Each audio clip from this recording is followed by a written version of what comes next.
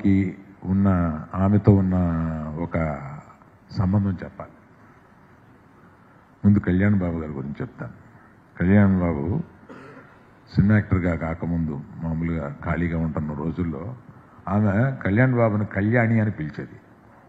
బాబు కళ్యాణి చక్కగా ఉన్నావు, నువ్వు సినిమాల్లో చేయొచ్చు కదా అంటే, నాకు ఇబ్బంది అండి, నాకు సిగ్గండి ఏదో చెప్పేవాడు.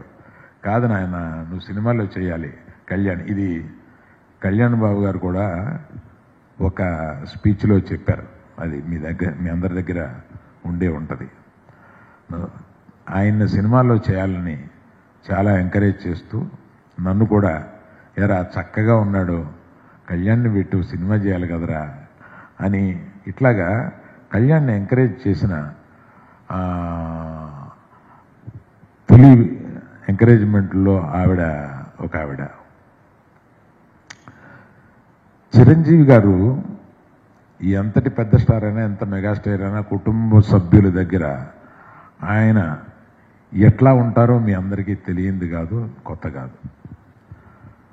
ఒక రోజున అంటే few months back, 2-3 months back, నేను రోజు ఆమెను చూడడం, ఆమెను పలకరించడం, ఆమె రెస్పాన్స్ తక్కువగా ఉన్న రోజున నేను చేతిలో చేయబెట్టి, అమ్మ నన్ను గుర్తుపెడితే ఒకసారి నొక్కు అంటే నొక్కేవాళ్ళు. అంటే నన్ను గుర్తుపెట్టింది అనమాట, నోటితో చెప్పలేక. అట్లాగా మేము అది అలవాటు చేసుకున్నాం. తర్వాత ఒకసారి బాగా సీరియస్గా ఉన్నప్పుడు చిరంజీవి గారు వచ్చారు. అమ్మ చిరంజీవి గారు వచ్చారు అని చెప్పి, అమ్మ నేను చిరంజీవిని అని అంటే ఆమె కళ్ళు తెరిచి ఏదో చెప్పడానికి ప్రయత్నించింది ఆమె ఆతృతతోటి. అంటే చిరంజీవి గారు అంటే అంత ఇష్టం ఆవిడికి. ఎప్పుడు వాళ్ళిద్దరూ ఒకళ్ళని చూస్తే ఒకళ్ళు గట్టిగా కావలించుకుని పట్టుకుంటారు. మా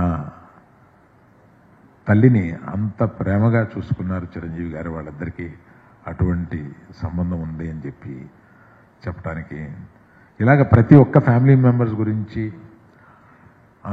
మనవలు పైకి వస్తున్నప్పుడు ఆవిడ చెప్పిన మాటలు కానీ ఇవన్నీ సుదీర్ఘం అయిపోతుందని చెప్పట్లేదు.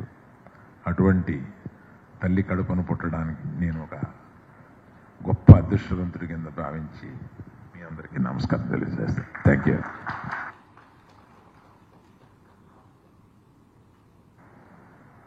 అందరూ విందు ఆరగించాలని కోరుతా. Thank you.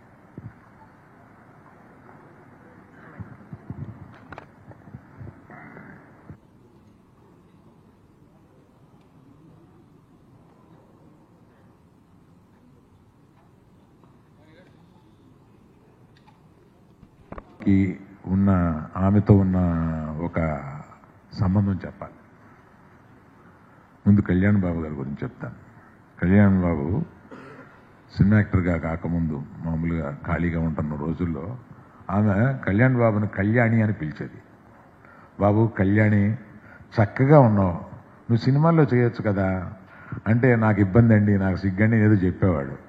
కాదు నాయన, నువ్వు సినిమాల్లో చేయాలి కళ్యాణ్. ఇది కళ్యాణ్ బాబు గారు కూడా ఒక స్పీచ్